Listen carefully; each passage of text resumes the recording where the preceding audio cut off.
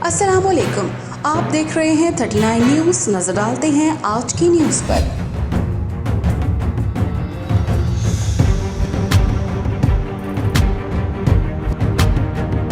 तफसीलात जानते हैं अपने नुमाइंदे मुनीर अहमद मलिक से।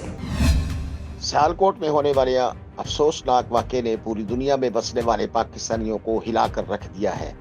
इस अफसोसनाक सानिया पर पाकिस्तानी कम्युनिटी फ्रांस ने भी अपने गहरे दुख और गम का इजहार किया है। सियालकोट में वाक़या हुआ है, उसकी हम मजम्मत करते हैं। श्रीलंकन कम्युनिटी हमारे भाइयों की तरह है, हम उनके साथ हैं और हुकूमत से अपील करते हैं कि ये जिन्होंने ये वाक़या किया है उनको सख्त से सख्त सज़ा दी जाए। सियालकोट के वाक़े ने तमाम दुनिया के मुसलमानों को हिला कर रख दिया है। ये एक बहुत ही दिलखराश वाक़या है और हम अब अपनी हुकूमत से पुरज़ोर अपील करते हैं कि इनको कैफ़े किरदार तक पहुँचाकर इबरत का निशान बनाया जाए। मैं पुरज़ोर और शदीद मज़म्मत करता हूँ क्योंकि हमारे आका नबी सल्लल्लाहु अलैहि वसल्लम ने ये तालीमात हमें नहीं दी। वो हज़ूर सल्लल्लाहु अलैहि वसल्लम उस बूढ़ी के घर चले जाते थे जो उन पर गंद फेंकती थी, तब भी वो इस्लाम में वापस आई। और हम हैं कि वो हमारा गंद साफ कर रहा था श्रीलंकन, और हम उन्हें उसको कत्ल भी किया और उसको नजर आतिश कर दिया। ये लम्हा फिक्रिया है पाकिस्तान के लिए।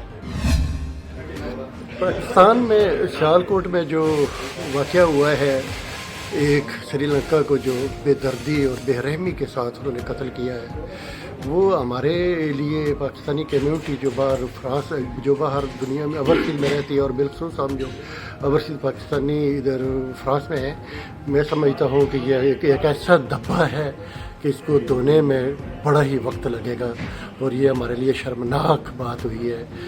पाकिस्तान का सर जो है वो यकीनन योग्य है क्योंकि श्रीलंका हमारा एक बहुत अच्छा दोस्त मुल्क है। इसकी जितनी भी मजम्मत करिए थोड़ी है। मैं मनाजरी करान का जिम्मेदार होने के नाते यानी सरप्रस्त हाँ मैं, तो इस वाले साढ़े ते लामा साहब ये चीज़ां अगे भी यानी सख्त मजम्मत करते हैं, हुण भी उन्हें की है। इस वाले मैं भी इंशाअल्लाह उस तरह तो इस तरह के सामने होने नहीं चाहिए।